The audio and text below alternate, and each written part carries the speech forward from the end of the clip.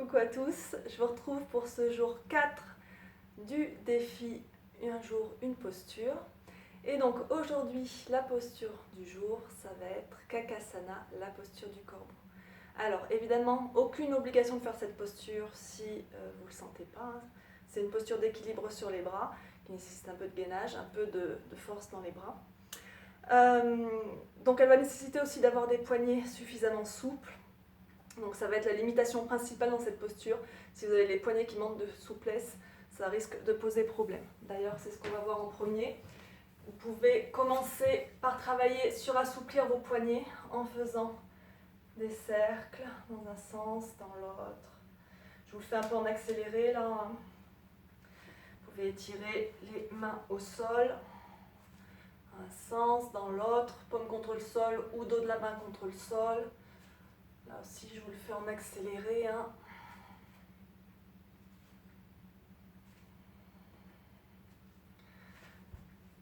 On va étirer les mains dans un sens, dans l'autre.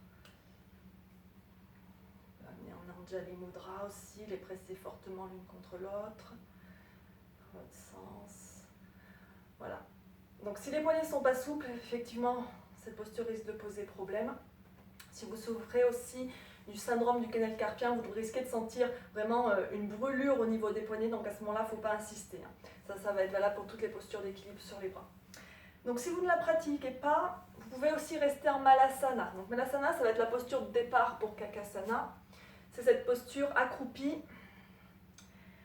Donc les pieds bien à plat au sol, le dos bien étiré vers l'avant. Si vous le pouvez, vous pouvez essayer de ramener les pieds parallèles. Moi, ce n'est pas dans ma capacité. On étire bien le dos vers le ciel, les coudes entre les genoux, les mains en namasté. Si on peut poser le troisième œil sur les pouces. Faites attention de ne pas être sur la tranche interne du pied et le genou qui bascule vers l'intérieur. Que la tranche externe du pied, elle aussi, soit bien ancrée dans le sol. Et donc pour Kakasana, on va rapprocher ses pieds. Alors c'est une posture où il va falloir un peu tâtonner, que vous trouviez votre technique un petit peu. Je vous donne la mienne, c'est pas dit que ça marche pour vous. Donc les mains écartées de la largeur des épaules, les doigts bien écartés, à peu près à une distance d'une main de vos pieds. On a les genoux qui viennent à hauteur des dessous de bras et vous avez les triceps, les tibias qui viennent se poser sur les triceps.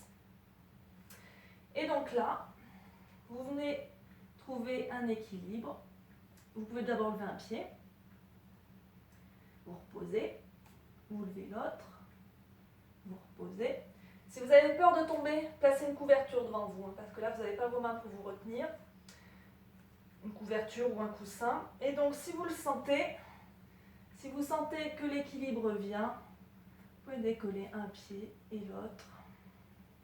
Vous regardez devant vous, vous respirez. Vous essayez d'amener les talons vers les fesses. Si vous avez du mal à décoller les pieds, vous pouvez utiliser une brique et monter sur la brique. Hop. Ça donne un peu plus de hauteur et c'est un peu plus facile de décoller les pieds. Hop.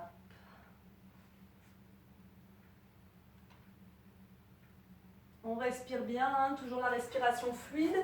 Si vous devenez tout rouge, c'est que vous ne respirez pas, donc c'est pas bon signe. Donc voilà, il va falloir faire attention dans cette posture. Si vous n'arrivez pas, c'est soit que vos mains soient trop près de vous, soit au contraire trop éloignées.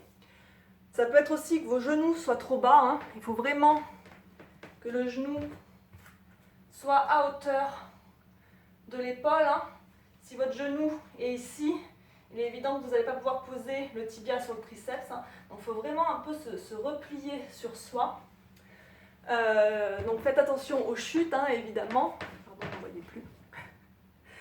Et on ne confond pas cette posture. Donc il y a deux postures en fait d'équilibre comme ça sur les bras.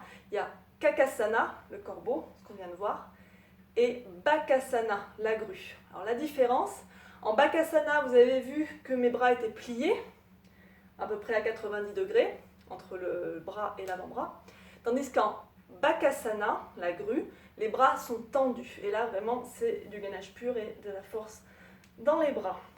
Donc faites attention dans cette posture, bien sûr, pour tous les problèmes de poignet, comme je vous l'ai dit, les problèmes de coude aussi, les problèmes d'épaule. Si vous êtes en surcharge pondérale, attention, parce que du coup, c'est du poids qui vient sur les poignets aussi. Hein.